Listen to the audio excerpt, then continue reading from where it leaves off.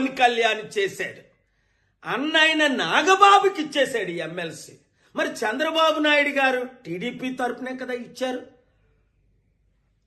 ఏం చెప్పారు వర్మకి పిఠాపురంలో? నువ్వు పవన్ కళ్యాణ్కి మద్దతు పోటీ చేయకుండా నెక్స్ట్ ఎమ్మెల్సీ నీకే ఇస్తానని దేవుడి సాక్షిగా చెప్పాడు.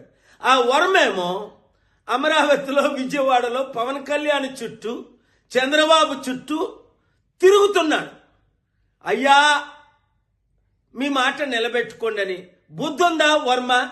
వాళ్ళ మాట నిలబెట్టుకోరని అప్పుడే చెప్పాను కదా. మరి ఈ మధ్యని పిఠాపురం మాజీ వైసీపీ ఎమ్మెల్యే దొరబాబు ఎవరో అట మళ్ళీ జనసేనలో చేరాడు. నాకు అర్థం అవ్వట్లేదు. అసలు మీకు బుద్ధి బుర్ర ఉందా?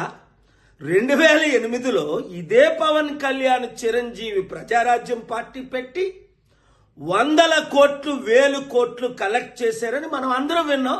కొంతమంది సూసైడ్ కూడా చేసుకున్నారు. మరి అదే ప్రజారాజ్యం ఇప్పుడు జనసేనగా ఆవిర్భవించిందని అదే చిరంజీవి చెప్తున్నాడు. అంటే అర్థం ఏంటి? అదే పాలసీలతో వచ్చే ఎలక్షన్లో మరలా మేము 100,000 కోట్లు కలెక్ట్ చేస్తాం, మా కుటుంబం మాత్రం ఎమ్మెల్సీ, మంత్రి, ముఖ్యమంత్రి పదవులు అనుభవిస్తాం. తెలివైనోడు ఎవ్వడు ఆ పార్టీలో చేరడు. మూర్ఖులు, గుడ్డోలు, బుర్రలేనోళ్ళు మాత్రమే చేరుతారు అందులో. ఇంకా జనసేన కానీ టీడీపీ కానీ మన లైఫ్లో గెలుస్తుందా? 9 నెలలకే చాప్టర్ క్లోజ్. మొత్తం అంతా అవినీతి, అన్ని ఫెయిల్ అయిపోయారు అని స్పష్టంగా కనబడుతుంది కదా. వచ్చేది కేవలం ప్రజాశాంతి పార్టీయే, బడుగు బలహీన వర్గాల పార్టీయే. మన బీసీ, ఎస్సీ, ఎస్టీలు అందరూ ఇప్పుడు ఎందుకు కమిటీల్లో చేరిపోతున్నారు? ఐఏఎస్, ఐపీఎస్లు మొదలుకొని మాజీ ఎమ్మెల్యే, మినిస్టర్ల వరకు. మీరు కూడా ప్రజాశాంతి పార్టీలో చేరండి, ప్రజలకు సేవ చేయండి.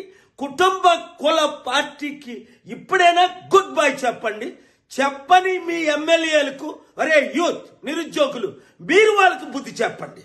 ఈ వీడియో సత్యమైనది గనుక అందరికీ షేర్ చేయండి. నేను